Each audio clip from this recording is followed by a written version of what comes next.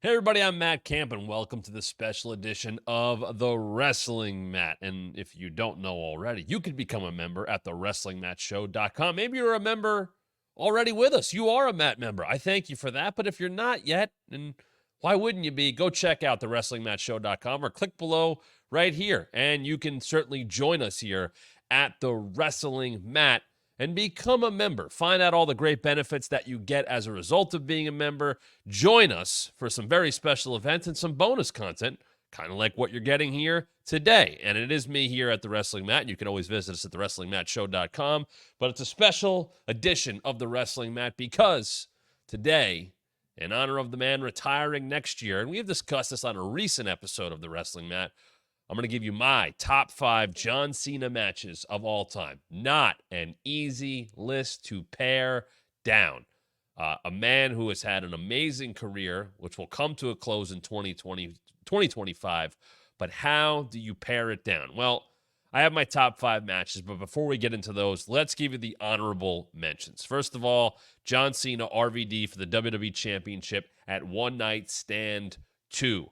A show that I made every effort to watch live because I had to see RVD win the title. As we know, maybe the most famous match in terms of how the arena changed the match. There's another match on here that you're going to hear later on where the arena and the atmosphere comes into play. But I think the arena, the Hammerstein Ballroom, the venue, I should say, not even an arena, the venue, the Hammerstein Ballroom, the crowd being such an fiercely pro RVD crowd wanting to see him win the title. The famous banner of Cena wins, we riot. An unbelievable atmosphere. I don't know if it'll ever be matched in terms of not the excitement, but the vitriol towards John Cena. Just the absolute hate, and he soaked it in beautifully. It is fantastic. It is a match where RVD finally gets to a place that people never thought he would get to. Yes, Edge is involved. Yes, there's a ref bump. Cena gets mad in the match. All kinds of stuff. His shirt gets thrown back, all that stuff. And obviously at the end, RVD gets the win. Great atmosphere. I had a real hard time keeping this out of the top 5. Going to put John Cena and Edge on here from TLC at Unforgiven 2006. They had a great run of matches, different gimmick matches. They each won and lost in their hometown. And here was another example of that with John Cena winning in Toronto, obviously where Edge was from. A great feud that I think is one of the most important of John Cena's history and the most important of Edge's history. The Raw before WrestleMania 29, or shortly before WrestleMania 29, February 25th, 2013, John Cena taking on CM Punk. Who would move on? Punk never got what he wanted, never got into that three-way with John Cena and with The Rock, and here was the chance to do so. And these two, who had had great matches before, and as you might guess, it's going to come up a little bit later on, their most famous match, but they had an absolute banger of a match. And I don't like using that term because it gets overused, but this is that good. Punk, as we know, is out of the company about a year after this, but they go back and forth. This is the famous pile driver when it was banned. Punk got in trouble for it. You can hear the call on commentary, how shocked they were that it even happened. Cena does the Hurricane Rana here, but he defends his right to face The Rock for the WWE Championship at WrestleMania 29. Punk, of course, would go on to face The Undertaker in the best match of that show, but these two clearly had chemistry. Two guys you can't write their stories without mentioning the other. John Cena and Punk, go check it out. February 25th, 2013, leading into WrestleMania 29, a great singles matchup. John Cena and Kevin Owens, Elimination Chamber 2015. These two had some great battles. Cena probably won too many of them, but this was the one where Kevin Owens answers the U.S. Championship challenge of John Cena, but not for the title. He did it as the NXT champion, and he would go on to defeat John Cena. It made Kevin Owens in one night. Yes, Cena would beat him a couple times after that, but this made Kevin Owens. He looked every bit the part, and a rare occasion where I don't think the company missed with John Cena putting over somebody new. Often, he'd win feuds, and if he lost, he'd lose in a weird way, or there'd be distraction or some way, shape, or form. He lost straight up to Kevin Owens at Elimination Chamber 2015, and I think it set Kevin Owens on the path that has kept him in WWE for the last 10 years, typically at the top of the card. This will be a controversial one to leave off the top 5, although these two men will be represented later on.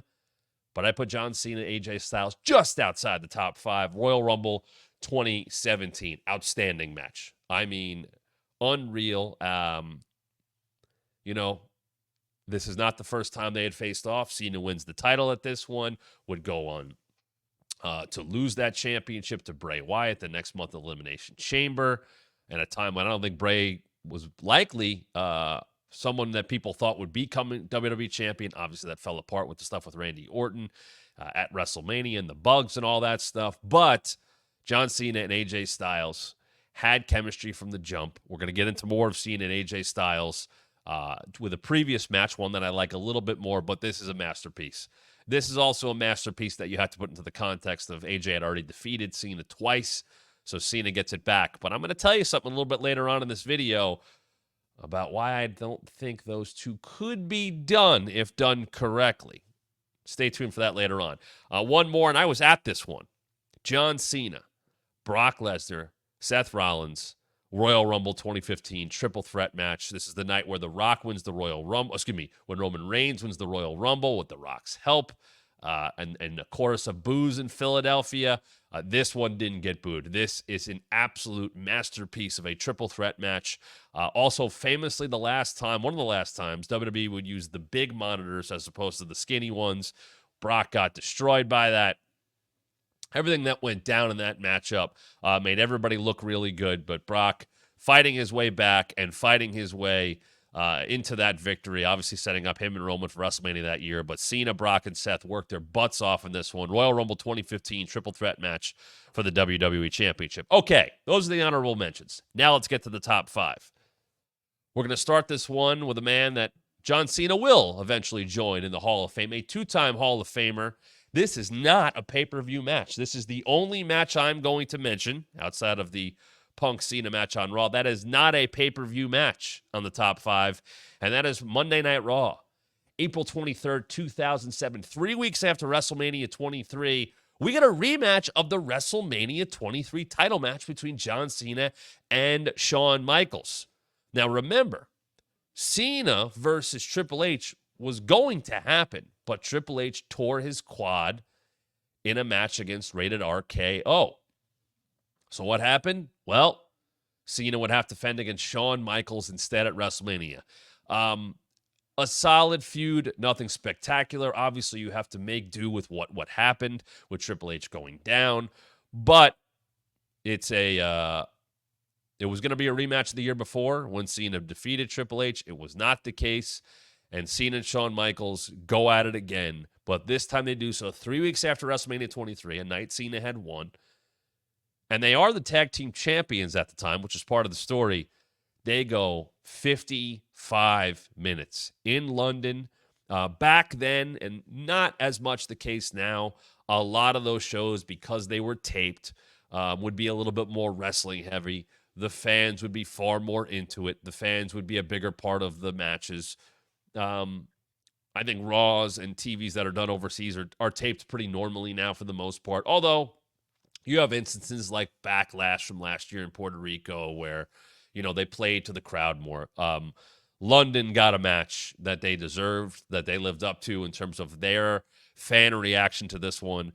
And Shawn beat Cena with the super kick after 55 minutes, getting the win back in a way. This was a non-title match, interestingly enough, but it's a special one. It is an absolute Matt classic. 55 minutes on Monday Night Raw. Yes, there's commercial breaks, but go out of your way to watch this one. As maybe you're starting to think, getting a little nostalgic for John Cena, for his career coming to a close in 2025. If you're looking for something to watch and just want to watch a damn good wrestling match, number 5 on our list, John Cena, Shawn Michaels from Raw, February 23rd, 2007. 55 minutes of fantastic bell-to-bell action and a great example of two guys who are very different, while both baby faces work in completely different ways, sold in different ways, presented themselves in different ways, but they meshed, and sometimes styles clashing and being so different is what brings them together in such a beautiful way. And that happened in this match between John Cena and Shawn Michaels.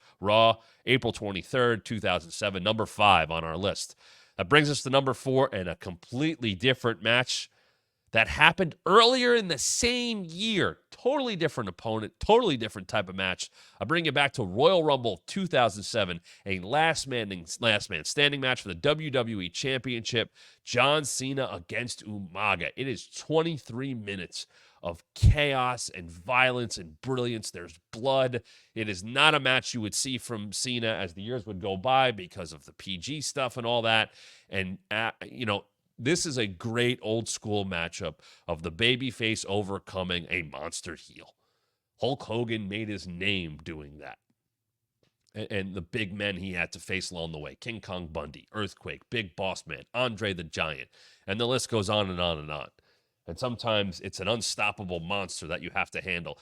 It is old school wrestling booking where you put your white meat babyface up against a heel that doesn't look like anyone can stop them, that has no remorse, that usually has a manager with him. Maybe it was Hogan dealing with Bobby Heenan back in the day. In this case, obviously, Armando Alejandro Estrada with Umaga. And it is just a bloody mess. It's a masterpiece of a last man standing match, which are not easy to do because you have that mic gimmick of, do you give up? No, it's so much of that. And you can use the mic too many times.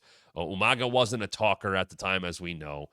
And Umaga was with him every step of the way, an original bloodliner, if you will, or a previous bloodline member, if you will.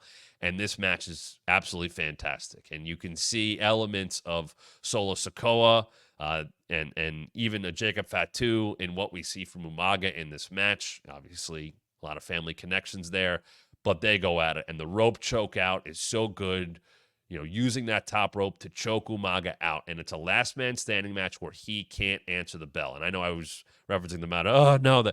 Yes, I know it's an I Quit match, but I Quit and Last Man Standing are so similar because you go to the mic when somebody's down, just like you start the count when somebody's down. And, I get to 9 and back up. But this match where it's 23 minutes and they beat the hell out of each other and it's ugly and it's violent. And you know what? It's hard to do last man standing matches when you can't get that level of violence, where blood does add to the match. I recently talked about how Sami Zayn and Kevin Owens had a last man standing match in the Thunderdome to qualify for Money in the Bank years ago. And it's so damn good because they get everything out of the stipulation that they can, despite not being able to bleed and maybe get to the level of violence that, was allowed before that and was indeed allowed after that. Maybe more so even these days. But Cena Umaga, number 4, last man standing from Royal Rumble 2007, is a fantastic match. A great example of Cena being able to adapt to the environment at his absolute best here. This is one to watch. Let's stay up with the violence. Let's go back. Let's go forward 5 years, in fact. Extreme Rules 2012, the pay-per-view right after WrestleMania that year in Miami. Cena just lost to The Rock. He's standing in the ring at the end of the show the next night. The heavily rumored return to WWE happens in the form of Brock Lesnar. And Brock Lesnar comes back. Now, if you didn't know about it at the time, he comes back by himself. I know Brock Lesnar, other than what's happened in recent years with Roman Reigns and Paul Heyman, Brock Lesnar is, when you saw him since the comeback, which happened here in 2012, he was typically with Paul Heyman until Paul Heyman ended up with Roman Reigns. When Brock comes back in 2012, he's by himself. And he walks in the ring that night, and he F5s John Cena, and Miami's going nuts, and it is a Raw After Mania crowd. It's the right crowd for the return, and that leads to Extreme Rules 2012. So Cena had just lost to The Rock, which is a very important point to make. They're going to go back at it the next year, and it's not going to be as good at WrestleMania 29. But how do you get Cena back? Well, you put him in there with Brock. I wrote this down when I was kind of putting this list together. I said it's the best fight in WWE history. And it is a fight from the jump. There is a spot to the outside. And for those that didn't see it, I don't want to go in too deep, great detail because it's so good, where, I mean, It looks like a fight from the jump. It looks like they kill each other right away. And there's chains and there's steps, and it's a hard way with blood. I mean, it is an absolute brawl. Nothing looks realer on that card than that match, because nothing could have been, because Brock brought it. Brock had not been in a WWE or F ring in such a long time. I guess at that point it would have been, he left in 2004, because Mania 20 was 2004. He had been 8 years since he had wrestled in a WWE ring. And this was a different presentation of Brock Lesnar. This was the MMA shorts with the Jimmy Johns and all that stuff. The Brock Lesnar from 2022 to even present day was different than the original version of Brock Lesnar. Original version was next big thing with the tights and more wrestling character stuff and weekly appearances on television. The Brock Lesnar that showed up in 2012 and has been around, on and off ever since then, was MMA Brock, was UFC Brock, was real Brock, if I could put it in such a way. And him and Cena have an absolute fight. Now, Cena wins this match, which I think most people disagree with that, because Brock had just come back. Why would you beat him? And I don't think they knew what they really had with Brock Lesnar and started to learn it. And then he's able to get Paul Heyman by his side, and obviously things change in a very different way over the next couple of years. And obviously ahead of their SummerSlam match, which I thought about putting on here, but that's more of a moment. You know what? There might be a top 5 John Cena moments video coming in the future, so keep an eye out for that. But Cena Brock, Extreme Rules, 2012, an outstanding fight. Cena fighting for his life and being able to do it. Cena's a big, giant dude himself, but you think of him in a wrestling way. Brock Lesnar went in there to fight John Cena, and that's exactly what they did. Happening in Extreme Rules, bloody, weapons. It looked ugly. It didn't look pretty. It didn't look planned, if you want to, really pull the curtain back. It looked like they wanted to kill each other. And Cena, more so Brock trying to kill Cena, Cena fights for his life during that match. It's an ugly, fantastic fight. You should go out of your way to watch. Extreme Rules 2012, John Cena versus Brock Lesnar. No championships on the line. But man, if you want to feel something in a match, you want to feel every hit, go watch that one. Brings us to number 2. Fast forwarding 4 years. In the Barclays Center, SummerSlam 2016, AJ Styles against John Cena. There's a soft spot for me with this match because I had always been an AJ Styles fan. I had met the man. I'd followed his career in Ring of Honor and followed his career in TNA. Met him in TNA. He's synonymous with that brand. And, he had gone to New Japan and did such great work with the Bullet Club and became IWGP champion from the jump there. And was over. And finally was getting a lot of interest. And it was at the time where it was like, is it really going to happen? Is AJ actually going to end up in WWE? The one true, great, unbelievable wrestler of the late 2000s into the 2010s.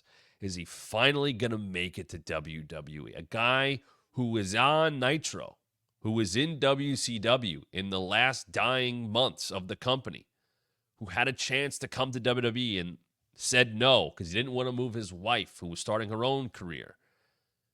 The opportunity came back around. Here you go. Here's AJ right here. This actually exists. This is an AJ Styles Nitro figure when he wore the maroon tights. He was on the 2001 roster. He was battling for the Cruiserweight Tag Team titles. Air Raid, Air Paris, all that stuff.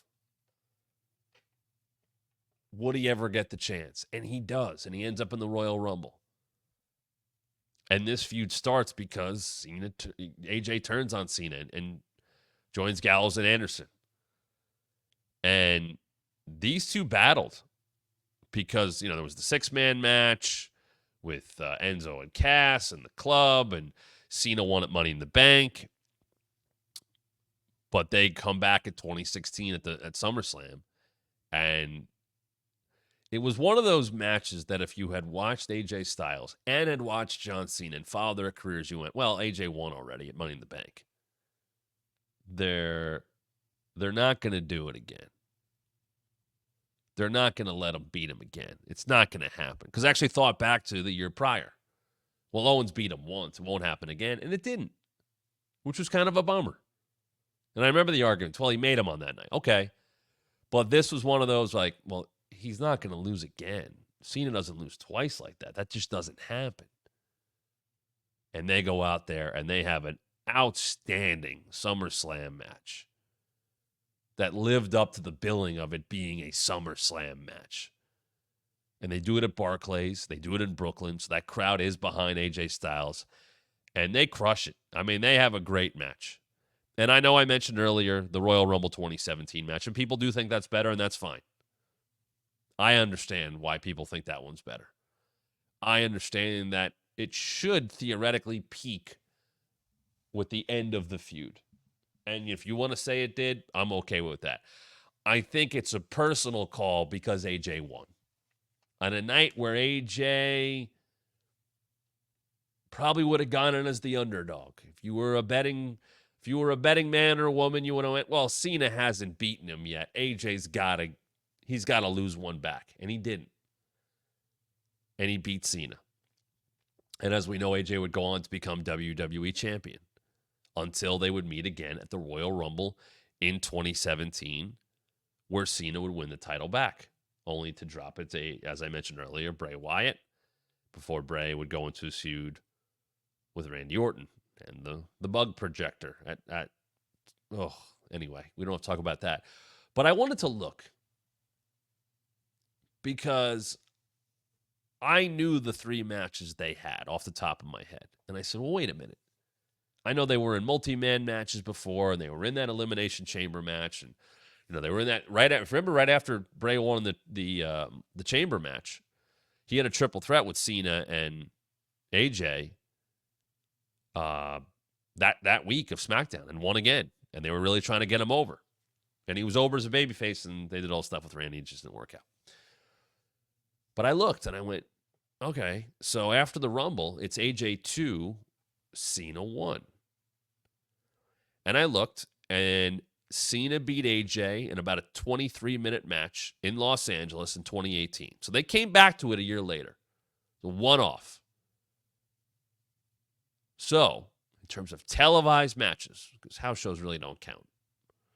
In terms of televised matches, Cena 2, AJ 2. I recently did an episode of The Wrestling Mat where I discussed people that I'd like to see John Cena face or get in the ring with, whether it be Randy Orton or CM Punk or someone new like Gunther. And a lot of people were talking in the comments, and I appreciate all you guys for doing so, and nobody brought up AJ. And as I was putting this together, I went, Cena AJ one more time, especially where AJ's at in his career right now. I think I want to see that one more time. Cena's got 36 dates. I hope AJ gets to be one of those dates because they're 2-2. The all-time WWE superstar, the guy who was meant to be the WWE superstar, meant to carry the company, meant to hold the top title, John Cena. And then AJ Styles, who it seemed like would never make it to WWE and is now past 8 years in the company. Two guys that we never thought would cross paths, had unreal chemistry. And as we come up on 2025 with John Cena announcing his career winding down and AJ probably not being that much further away,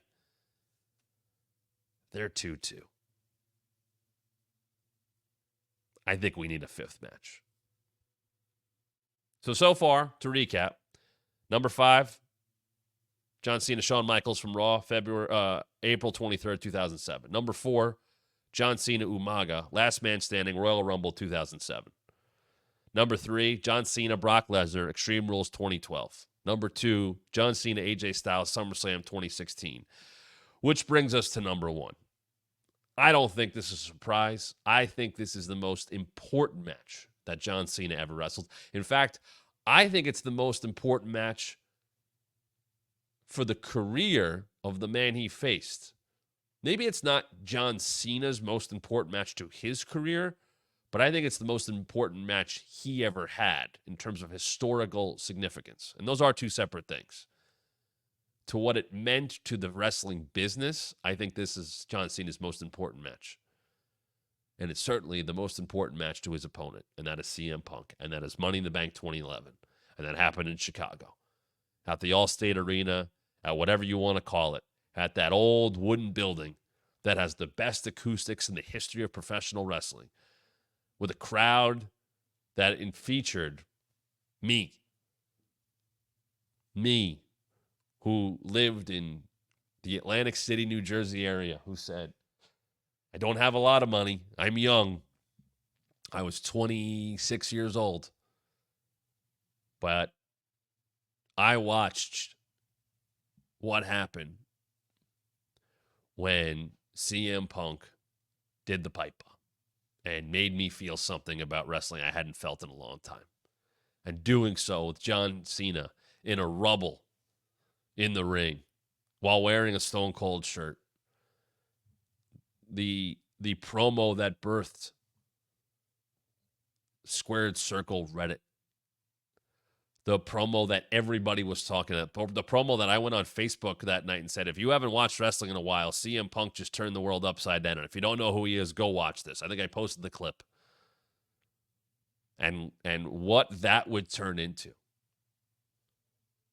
CM Punk, who was told, and watch his documentary, Best in the World, you're John Cena's TV program. You're John Cena's TV program.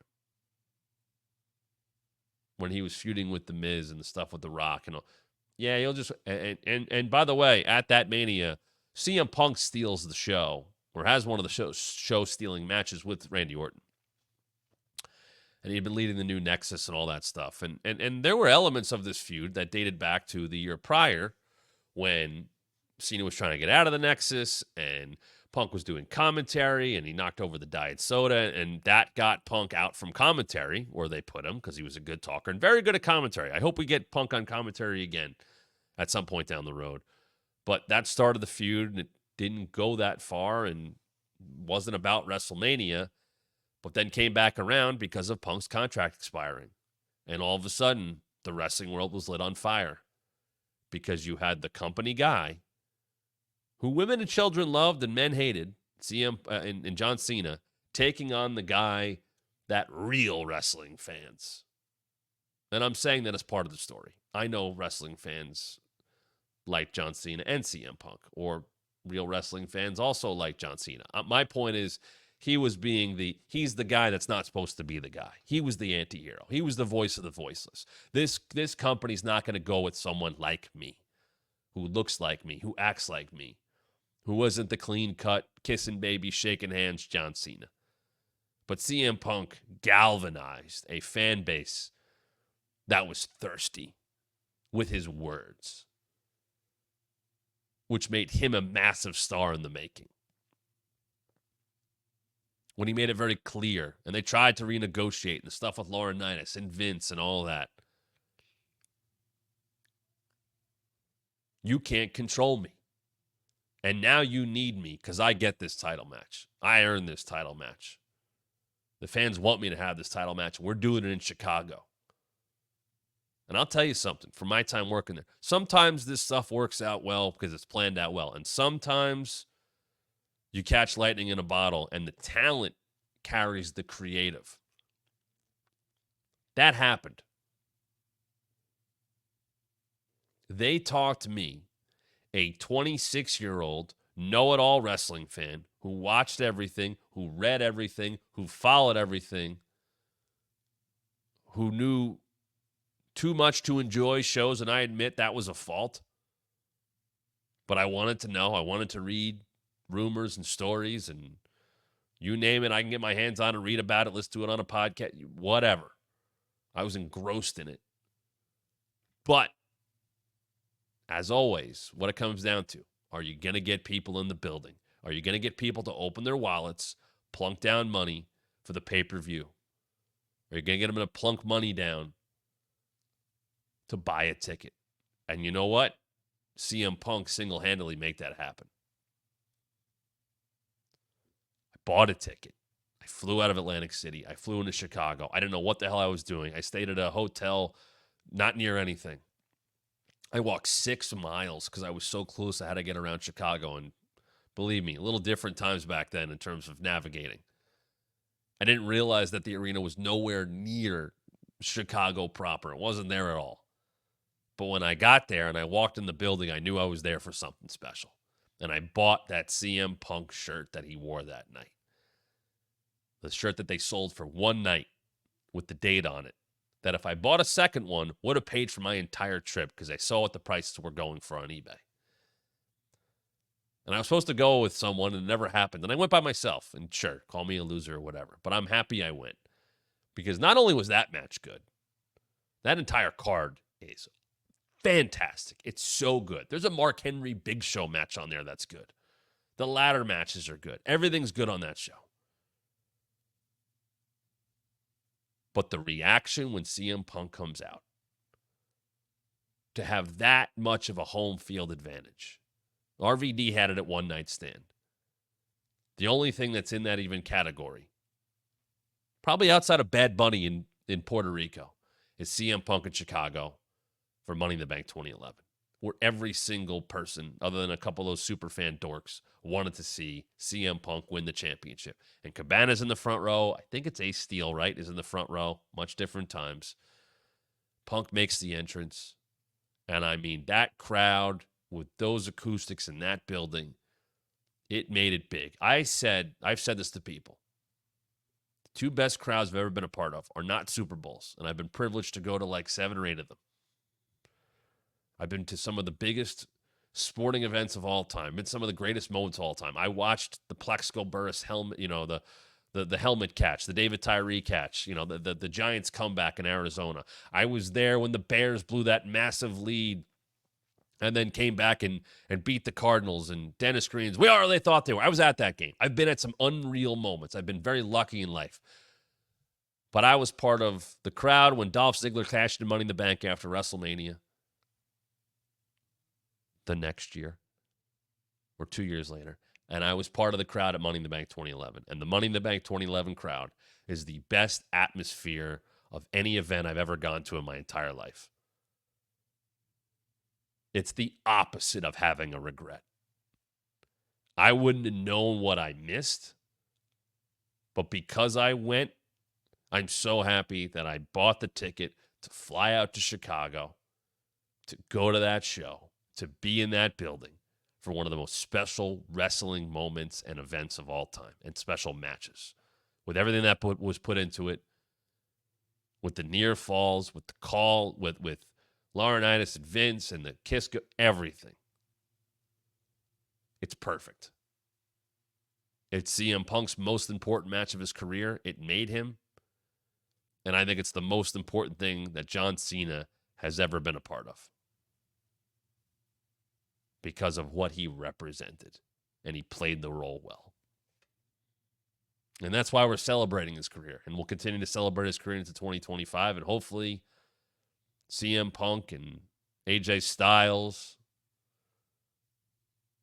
Kevin Owens, Randy Orton, they all get another chance in some way, shape, or form with John Cena. But those are my top 5 John Cena matches of all time. Do you agree? Do you disagree? Let us know in the comments. Please subscribe. Please become a member at thewrestlingmatchshow.com if you're not already, because you get extra content just like this. And the good thing is I'll always be back to talk about wrestling even more. Stay tuned for more right here at thewrestlingmatchshow.com.